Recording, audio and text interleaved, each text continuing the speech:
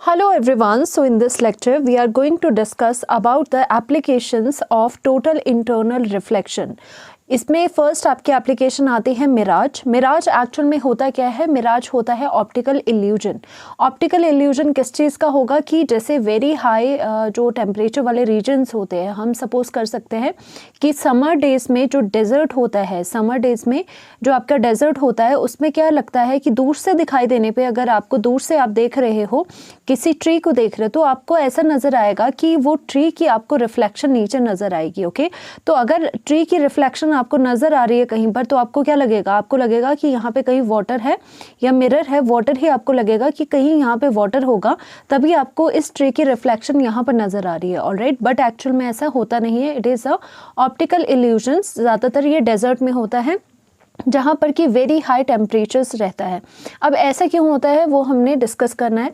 Suppose हम क्या करेंगे, यहाँ पर हम ये ड्रॉ कर लेंगे, दोबारा से हम ड्रॉ करेंगे। Suppose this is your tree, this is your tree here. So यहाँ पर क्या हो जाएगा, यहाँ पर हम लेयर्स बनाएंगे। ओके, हम यहाँ पे लेयर्स बनाएंगे किसकी? यहाँ पे ये एयर की लेयर्स है। ओके, इस तरह से। सो सपोज़ करेंगे कि यहाँ से यहाँ पर जो आपका ये सरफेस है नीचे, आपको पता होगा कि यहाँ सरफेस के नियर कैसी होती है, यहाँ पर जो एयर होती है वो कैसी होती है? वो वार्म एयर होती है। राइट, वार्म एयर होगी। इसका मतलब वार्म एयर की होने की वजह से दैट मीन्स जैसे जैसे आप सरफेस की तरफ जा रहे हो वैसे वैसे आपका टेम्परेचर इंक्रीज कर रहा है। ओके, सरफेस ज़्यादा आपका गर्म रहता है। सो सरफेस के नियर जो एयर होगी वो कैसी होगी? वार्म होगी। अगर वो वार्म होगी, टेम्परेचर अगर ज़्यादा होगा, तो आपको पता है कि आपका ये जो पार्टिकल्स होंगे वार्म एयर में वो कैसे होते हैं? दूर दूर होते हैं। राइट, सो यानी कि जो जैसे जैसे नीचे आप जा रहे हो, जैसे जैसे आप यहाँ पे नीचे आ रहे हो, तो आप लिख सकते हो कि जो म्यू है रिफ्रैक्टिव इंडेक्स वो डिक्रीज करता है। यानी कि जैसे जैसे आप सरफेस के नियर आ रहे हो वैसे वैसे चीज़ें क्या हो रही है? लेस डेंसर हो रही है, यानी कि रेयरर मीडियम आ रहा है आपके पास। तो यहाँ पर आप क्या कह सकते हो, ऊपर टॉप में आपका कैसे, जैसे जैसे ऊपर जाओगे वैसे वैसे यहाँ पे कूल एयर होगी। सरफेस से दूर जाओगे तो कूल एयर होगी। कूल एयर क्या होती है? ज़्यादा डेंस होती है। उसमें जो पार्टिकल्स होते हैं वो कैसे होते हैं? वो बिल्कुल आपस में क्या होते हैं कि लेस डिस्टेंस पे होते हैं, डेंसर होते हैं। एंड जो आपकी ये वार्म एयर है, वार्म एयर में क्या हो जाएगा? ये आपके रेयरर मीडियम की तरह एक्ट करेगा, क्योंकि वार्म एयर में आपका क्या हो जाएगा? जो पार्टिकल्स है वो आपस में बहुत ज़्यादा गैप पर है। ओके, तो रिफ्रैक्टिव इंडेक्स डिक्रीज करेगा। क्यों? क्योंकि आपका रेयरर मीडियम आ गया। यहाँ पर रिफ्रैक्टिव इंडेक्स ज़्यादा होगा, डेंसर मीडियम होगा।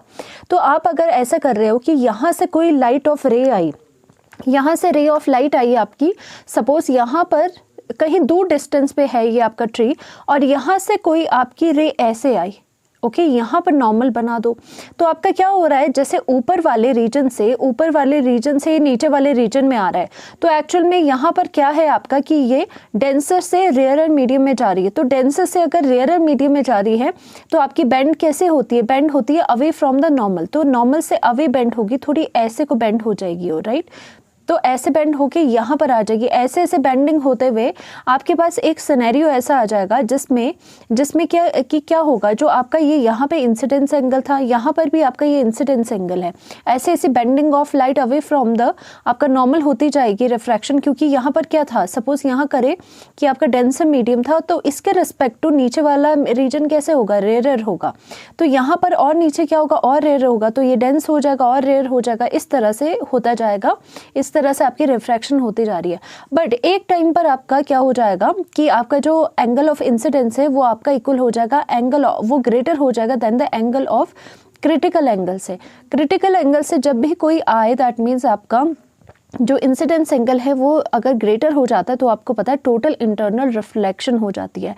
जाना चाहिए था इस रे को आगे रिफ्रैक्शन करके, पर वो रिफ्रैक्शन आगे फर्दर नहीं करेगी, वो उसी मीडियम में रिफ्लेक्ट बैक हो जाएगी। This is your total internal reflection. Okay, total internal reflection अगर यहाँ पर हो गई, तो यहाँ पर कोई ऑब्जर्वर खड़ा है, उसकी यहाँ पे आई है। राइट, वो यहाँ से देख रहा है, तो उसको तो ये रिफ्लेक्टेड रे नज़र आ रही है जो कि टोटल इंटरनल रिफ्लेक्शन से आई थी। तो अगर हम उसे ट्रेस बैक करेंगे, राइट, अगर हम उसे ट्रेस बैक करेंगे तो आपकी इमेज कहाँ बनेगी, जो आपकी जो आई है उसको तो वही लाइट दिख रही है जो उसके पास आ रही है, तो ये वाली जो लाइट है वो सीधी जाएगी। ओके, जो आपको दिख रहा है वो सीधा दिखेगा। तो अगर ये लाइट आपकी ऐसे जाएगी तो आप क्या करोगे, ये वाली लाइट अगर ऐसे जा रही है आई में, तो उसको क्या दिखाई दे रहा है, रिट्रेस करो पीछे, तो दैट मीन्स इसकी इमेज उसको कहाँ दिखाई दे रही है, इसकी इमेज उसको यहाँ पर दिखाई दे रही है। दैट मीन्स ट्री उसे इन्वर्टेड उल्टा दिखाई दे रहा है, और यही एक ऑप्टिकल इल्यूजन है। अगर ट्री उल्टा दिखाई देगा तो ऑब्जर्वर को लगेगा कि कहीं यहाँ पे नीचे पानी है, तभी उसकी रिफ्लेक्शन नीचे दिखाई दे रही है।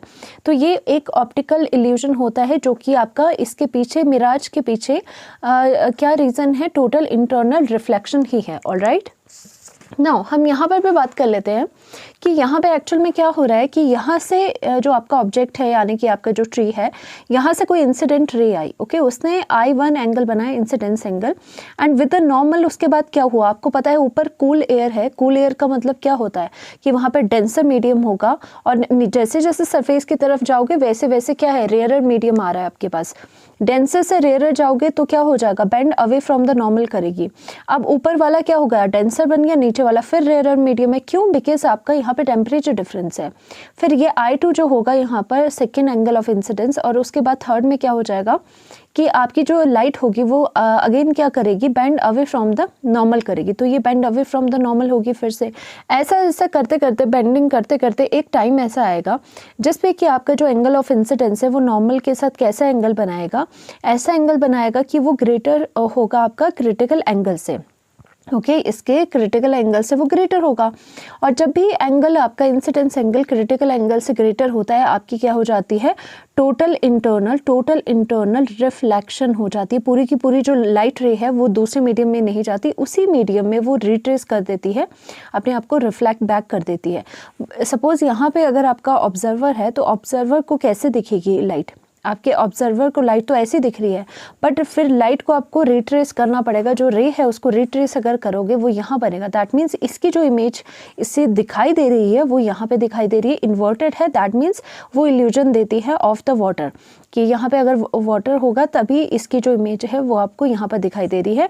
अगेन ये ऐसा क्यों हुआ, because there is the temperature, lot of temperature difference. Temperature difference होने की वजह से कुछ एयर आपकी वार्म एयर हो जाती, कुछ एयर कूल एयर हो जाती है, उसकी वजह से डेंसिटी का आपको फर्क पड़ता है। ये रेयरर मीडियम, नीचे की तरफ आओगे तो रेयरर मीडियम होगा, ऊपर ऊपर जो मीडियम रहेगा वो डेंसर रहेगा। दैट मीन्स डाउनवर्ड सरफेस के नियर आओगे तो जो आपकी म्यू होगी वो डिक्रीज हो जाएगी, क्योंकि as temperature increases near the surface temperature increases और डेंसिटी डिक्रीज हो जाएगी। वार्म एयर आपकी क्या होती है, रेयर मीडियम में जाती है। तो एक्चुअल में मिराज क्या है, it is an optical illusion that gives the appearance of a pool of water और a mirror in which distance object are seen inverted. ऐसे लगता है दूर से कि क्या है वहाँ पर, पूल ऑफ वाटर पड़ा हुआ है। दैट मीन्स वाटर पड़ा है जिसमें कि जो दूर से दिखाई देने वाली ऑब्जेक्ट है वो उसमें उल्टी दिखाई देती है, उसकी इमेज दिखाई पड़ रही होती है। It can be seen in desert on hot summer days due to very high temperature. Very high temperature है आपका तो डेजर्ट में हॉट समर डेज में दिखाई देती है। The air near the surface of earth become hot, hence become rare. आपका क्या होता है, जो सरफेस के नियर आपका जो एनवायरनमेंट होगा वो क्या हो जाएगा, वो आपका वार्म एयर होगी। वहाँ पे वार्म एयर होने की वजह से क्या हो जाएगा कि वहाँ पर डेंसिटी कम हो जाएगी। Alright, now and air above the surface of the earth will be cool air. और जो आपकी एयर होगी अबव द सरफेस वो कैसी होगी, वो कूल एयर होगी और वो डेंसर एयर होगी। Alright, now suppose a light ray coming from tree as it will travel from denser to the rarer medium and will go in the refraction। यहाँ पर क्या हुआ, अगेन यही आपकी eye light okay, denser to the rarer medium, और ये bend करेगी away from the normal, वही लिखा गया है यहाँ पे। अगेन रे will travel from layers having different temperature, नीचे नीचे आएगी तो आपके डिफरेंट टेम्परेचर आएंगे, वो मल्टीपल रिफ्रैक्शंस आपके हो गए। And at some point angle of incidence is equal to angle of critical angle होगा, जिसपे आपका टोटल इंटरनल रिफ्लेक्शन होगी। When this rays goes in the eyes of observer an inverted image of a tree has been seen by him which gives an illusion of water. तो वही बात है कि आपको इन्वर्टेड अगर ये ऑब्जेक्ट दिखाई दे रहा है, दैट मीन्स उसे लगेगा ऑब्जर्वर को कि जो डिस्टेंट पे आपका ट्री है वो कैसा है, वो इन्वर्टेड है। ट्री इन्वर्टेड क्यों होगा, उसको ऐसा लगेगा कि यहाँ पर कहीं पूल ऑफ वाटर होगा। तो ये ऑप्टिकल इल्यूजन होता है मिराज, और रीजन है total internal reflection. Alright, Now comes the second application. It is the totally reflecting glass prism. Totally reflecting glass prism होता है जिसमें कि आपका टोटल इंटरनल रिफ्लेक्शन होती है और उसमें कैसे बनती है आपके पास इमेजेस, बिल्कुल आपकी 180 डिग्री पे भी बनेगी या फिर आपके 90 डिग्री पे बनती हुई नजर आएगी। वो हम देखते हैं कैसे। जो टोटली रिफ्लेक्टिंग जो प्रिज्म होते हैं, पहले तो दो टाइप के आपको बताने हैं, इसमें दो टाइप्स आपको लर्न करनी है। सपोज एक ये आपने प्रिज्म बना दिया, ये कैसे होता है? टोटली रिफ्लेक्टिंग जो ग्लास प्रिज्म होते हैं वो राइट एंगल ट्राइंगल्स होते हैं जिसमें एक एंगल आपका 90 डिग्री होगा और जो बाकी के जो आपके एंगल्स हो गए वो कैसे हो गए? वो आपके 45 डिग्री हो गए। ओके, क्या हो गए? वो 45 डिग्री हो गए। ऐसे ग्लास प्रिज्म होते हैं टोटली रिफ्लेक्टिंग। ऑलराइट, अब हम इसमें क्या करेंगे? Suppose there is a image, there is a object over here. यहाँ पर एक ऑब्जेक्ट है जिसका नेम है AB, राइट, और यहाँ से लाइट रे आएगी। तो अगर यहाँ से लाइट रे आएगी और वो क्या कर रही है, यहाँ से अगर वो इस पर स्ट्राइक करेगी तो यहाँ पर जो स्ट्राइक कर रही है वो क्या है? ये वाली जो रे यहाँ पर जा रही है वो 90 डिग्री पे जा रही है। आपको पता है जब भी कोई रे 90 डिग्री पे एंटर करती है तो ना उसकी रिफ्लेक्शन होती है ना उसकी रिफ्रैक्शन होती है, वो अनऑल्टर्ड चलती जाएगी। अब ये वाली जो रे यहाँ पे स्ट्राइक कर रही है, अब वो 90 डिग्री नहीं है सरफेस के साथ, वो कोई एंगल बना रही है। तो हमें देखना है कि यहाँ पे नॉर्मल ड्रॉ करना है। नॉर्मल इस सरफेस के विद रिस्पेक्ट टू ये नॉर्मल हो गया, राइट। अब ये रे क्या करेगी यहाँ पर कि हमें पता होना चाहिए कि ये एंगल कितना बनाएगी, राइट। सो यहाँ पर कितना है? यहाँ पे ये 90 एंगल हो गया, राइट। हमें पता है क्योंकि जो यहाँ से रे आ रही है वो इस सरफेस के साथ तो 90 डिग्री बना रही है। तो अगर यहाँ 90 है, यहाँ 45 है, तो आपको पता है ट्रायंगल का जो सम होता है वो 180 डिग्री के इक्वल होता है। तो यहाँ पर भी एंगल कितना होगा? यहाँ पर भी एंगल 45 डिग्री होगा, तभी 45 प्लस 45 प्लस 90 180 बनेगा। ऑलराइट, और यहाँ पर आपको एक और चीज़ पता है कि ये जो नॉर्मल है ये सरफेस के साथ, ये जो नॉर्मल है वो इस सरफेस के साथ कितना बनाएगा? 90 डिग्री एंगल बनाएगा। ओके, ये वाला एंगल कितना है आपका? ये 90 डिग्री एंगल है जो राइट से बनाए। तो आधा पोर्शन अगर आपका 45 है तो ये आधा पोर्शन क्या हो जाएगा? ये भी आपका 45 डिग्री हो जाएगा। ऑलराइट, सो यहाँ से क्या होगा कि 45 डिग्री एंगल हो गया, तो यहाँ से क्या हो जाएगी? ये हमें और भी चीज़ें आपको पता होनी चाहिए। जो क्रिटिकल एंगल होता है, जो क्रिटिकल एंगल होता है किसका? एंगल ऑफ जो ग्लास होता है, ग्लास का क्रिटिकल एंगल जो होता है वो कितने के इक्वल होता है? वो 42 डिग्री के इक्वल होता है, राइट। अब ये ग्लास प्रिज्म ही है, इसका क्रिटिकल एंगल 42 डिग्री के इक्वल है।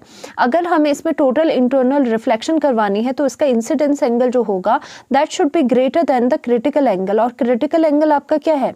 इसका क्रिटिकल एंगल 42 डिग्री है, तो इससे ज़्यादा होना चाहिए इंसिडेंस। तो यहाँ पे कितना है? इंसिडेंस एंगल 42 आ रहा है। तो इसकी वजह से हमें पता चला कि ये आगे को रिफ्रैक्शन नहीं होगी, इसकी टोटल इंटरनल रिफ्लेक्शन हो जाएगी इस तरह से। ठीक है, लाइट क्या हो जाएगी? टोटली इंटरनली रिफ्लेक्टेड हो जाएगी, नीचे को आ जाएगी। और सिंस ये 90 डिग्री पे फॉल करी, ये अनऑल्टर्ड नीचे को निकल जाएगी इस तरह से। ऑलराइट, और सेकंड बीम जो बी से आ रही है वो भी क्या करेगी? यहाँ से स्ट्राइक करेगी यहाँ पर। अगेन वैसे ही बना दो, यहाँ पर भी क्या हो जाएगा?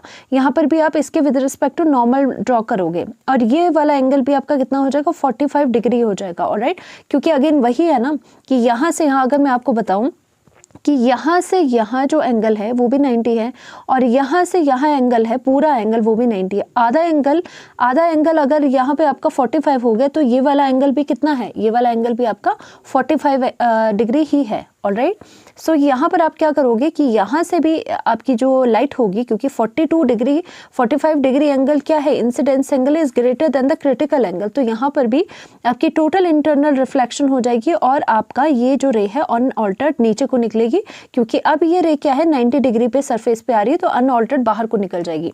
सो आपका यहाँ जो इमेज होगी वो कैसी होगी? ये जो ब्राउन वाली रे है, ये वाली ऊपर वाली रे है, ये ए से आ रही है, तो जहाँ पे आएगा यहाँ पे ए डैश बन जाएगा एंड पीछे बी डैश हो जाएगा। तो इस तरह से आप देख सकते हो आपकी जो ऑब्जेक्ट है वो बिल्कुल ऐसे हो गई है, इन्वर्ट हो गई है। ऑलराइट, तो इस तरह से आप बना सकते हो। यही वाली चीज़ यहाँ पर बनाई गई है कि ऐसी ऑब्जेक्ट थी, ऐसी अभी इमेज आ गई। सो हम सेकंड केस में इस चीज़ को बनाएंगे। एक और आपके पास यहाँ पर एग्जांपल है कि suppose this is your right angle triangle. और कैसा है ये राइट एंगल ट्रायंगल? ऐसा है आपके पास, ठीक है। इन सच अ वे है कि यहाँ पे एंगल आपका 90 डिग्री है, ऑलराइट, और यहाँ पे कितना है 45 डिग्री है, बाकी चीज़ें 45 डिग्री और एक एंगल आपका 90 डिग्री, ऐसे होता है आपके टोटली रिफ्लेक्टिंग ग्लास प्रिज्म। तो सपोज यहाँ पर आपका ए बी है, this is your object A B है, यहाँ से जो आपकी लाइट रे निकल रही है ए से और बी से, उसको हमने देखना है। सो लाइट रे यहाँ से निकलेगी आपकी, सपोज पहले आपकी यहाँ से निकल रही है तो यहाँ पे जाएगी, और दूसरी यहाँ से निकल रही है तो वो भी यहाँ पर कहीं जाएगी, राइट। यहाँ पे ये क्लोज आ गया, ये इतना क्लोज नहीं होता है वैसे, तो यहाँ पर क्या होगी अनऑल्टर्ड यहाँ से निकल जाएगी, बट यहाँ पे आपका 90 डिग्री पे जो नॉर्मल है उसके साथ ये कैसे एंगल बना रही है, ये 45 है, ये 90 है, ये भी 45 हो जाएगा, तो ये कितना होगा 45 डिग्री। अब अगेन इंसिडेंस एंगल जो है वो आपका ग्रेटर है देन द 42 डिग्री, जो कि critical angle of the glass होता है, तो ये क्या हो जाएगा, ये भी यहाँ पर चले जाएगा नीचे, और यहाँ पर भी अगेन वही चीज़ होगी, ये 45 डिग्री है और ये भी नीचे को आ जाएगा, राइट, यहाँ पर आ जाएगा। अगेन यहाँ पर अब क्या हो रहा है कि ये नॉर्मली नहीं जा रही है, ये ध्यान से देखो, ये वाली जो रे है वो इस सरफेस के साथ नॉर्मली नहीं है, राइट। अगर हम इसका नॉर्मल यहाँ से ड्रॉ करें, ये नॉर्मल है और इसका भी ये वाला नॉर्मल है, तो हम देखेंगे ये वाला एंगल भी 45 डिग्री हो जाएगा और ये वाला एंगल भी हमारा 45 डिग्री हो जाएगा, ऑलराइट। अगर ये 45 डिग्री हो जाएगा तो आपका क्या है टोटल इंटरनल रिफ्लेक्शन फिर से हो जाएगी। सो अगेन यहाँ से क्या हो गया, इसकी भी टोटल इंटरनल रिफ्लेक्शन होगी और इसकी भी टोटल इंटरनल रिफ्लेक्शन आपके पास होगी। तो ये वाली जो राइट है आपकी, ये वाली लाइट वो क्या है ए से निकल के आ रही है, यहाँ से यहाँ से यहाँ से, तो ये वाला ए डैश हो गया, ये बी डैश हो गया, तो इन्वर्टेड आपको इमेज बनती भी नजर आएगी, ऑलराइट। सो ये आपको पता होनी चाहिए कि इसमें टोटल इंटरनल रिफ्लेक्शन तभी हो रहा है क्योंकि इंसिडेंस एंगल आपका ग्रेटर है क्रिटिकल एंगल से, दैट इज योर 42 डिग्री, ऑलराइट। सो यहाँ पर यही लिखा गया है टोटली, और यही चीज़ें यहाँ पर बनाई गई है दोनों केस में। Totally reflecting prism is a right angle prism made of the glass with 45 degree के एंगल्स होते हैं, एक 90 डिग्री का एंगल होता है। When light hits the prism face normally, जब आपकी लाइट नॉर्मली उसको हिट करेगी, it undergoes the total internal reflection. The faces of prism are cut in such a way that when a ray strikes on the surface of prism it makes an angle 45 degree, और इन such a वे इनके face की cutting हुई होती है कि जो आपकी light जो नॉर्मली एंटर करेगी ना, उसके बाद वो जो उसके फेस पे टकराएगी वो आपकी किससे स्ट्राइक करेगी, वो angle by the angle 45 degree से आप एंगल बना रहे हो नॉर्मल के साथ, वो पहले से ही एडजस्ट होता है, ऑलराइट। इसी की वजह से वो टोटल इंटरनल रिफ्लेक्शन में चले जाती है, क्योंकि ये वाला जो इंसिडेंस एंगल है 45 डिग्री वो किससे critical angle of the glass जो कि 42 डिग्री है उससे ज़्यादा है, हेंस आपकी light will undergo total internal reflection हो जाएगा। तो ये थी आपकी सेकंड एप्लीकेशन। थर्ड एप्लीकेशन है ब्रिलियंस ऑफ डायमंड। देखो जो डायमंड होते हैं वो स्पार्क क्यों करते हैं, और जो ब्रिलियंस ऑफ डायमंड होती है वो भी टोटल इंटरनल रिफ्लेक्शन की वजह से होती है। देखो diamonds achieve their brilliance from the total internal reflection. The critical angle of diamond is 24.4 degree होता है, जिसे हम IC भी लिखते हैं, क्रिटिकल एंगल आपका इतना रहता है। एंड अगर आपको डायमंड का रिफ्रैक्टिव इंडेक्स देखना है वो 2.42 रहता है। The faces of diamond are cut in such a way that the angle of incidence is greater than the critical angle. और देखो अब यहाँ पर जो डायमंड्स के फेसेस है उसको ऐसा कट करा गया है कि आपका जो इंसिडेंस एंगल होगा वो ग्रेटर होगा हमेशा आपके क्रिटिकल एंगल से। जब भी जो ब्रिलियंट आपको डायमंड्स बनाने हैं तो उसमें और ज़्यादा, जिसमें जितनी ज़्यादा टोटल इंटरनल रिफ्लेक्शन हो सके वो उतना ज़्यादा ब्रिलियंट डायमंड होता है। जैसे कि आपके उस जो तराशा जाता है डायमंड को, दैट मीन्स उसके कट्स करे जाते हैं फेसेस, वो इन सच अ वे करते हैं कि जो आपका आई होगा वो ग्रेटर होगा क्रिटिकल एंगल से। हेंस इट विल, क्यों ऐसे क्यों हो रहा है, hence it will goes in the multiple total internal reflection. बहुत सारी टोटल इंटरनल रिफ्लेक्शन हो जाती है। आप ऐसे समझिए कि अगर डायमंड में अगर एक लाइट ऑफ रे बाहर से गई तो उसको अंदर से, उस लाइट को अंदर से बाहर आना बहुत मुश्किल हो जाता है, क्योंकि वो मल्टीपल टोटल इंटरनल रिफ्लेक्शन में चली जाती है, अंदर ही वो घूमती रहती है, तभी आपको स्पार्क दिखाई देता है डायमंड्स में। सो व्हेन लाइट रे enters a diamond it has trouble getting back out, उसको बाहर निकलने में बहुत दिक्कत आती है। दैट्स हाउ डायमंड स्पार्क, इसी वजह से डायमंड जो होते हैं वो स्पार्क करते हैं, क्योंकि वो जो बीम ऑफ लाइट अंदर गई है उसकी इतनी टोटल इंटरनल रिफ्लेक्शन होती है कि उससे बाहर आना बहुत मुश्किल हो जाता है। इसीलिए ज़्यादा जो ब्रिलियंट डायमंड होगा उसमें और ज़्यादा टोटल इंटरनल रिफ्लेक्शन होगी, वो और ज़्यादा फिर स्पार्क करेगा, और ये स्पार्क की वजह यही है क्योंकि वो टोटल इंटरनल रिफ्लेक्शन में जो रे है वो जा रही है। Now the fourth and last application is that optical fibers. Optical fibers में optical fibers बहुत important application है total internal reflection की. Optical fibers में आपको पता होना चाहिए optical fibers कैसे होते हैं आपके, जैसे वायर्स होती है जो आपकी कम्युनिकेशन में यूज़ होती है, या फिर वाईफाई की जो तारें होती है डली हुई, वायर्स होती है डली हुई, या फिर ब्रॉडबैंड की जो वायर्स होती है, उसमें सब में ऑप्टिकल फाइबर्स होते हैं.